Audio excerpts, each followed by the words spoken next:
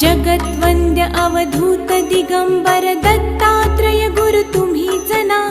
अनन्य भावे शरणागत मी भव भयवारण तुम्हीच ना।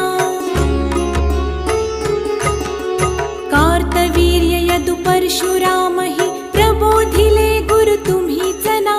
स्वामी जनार्दन एकनाथ तरी कृतार्थ केले तुम्हीच ना।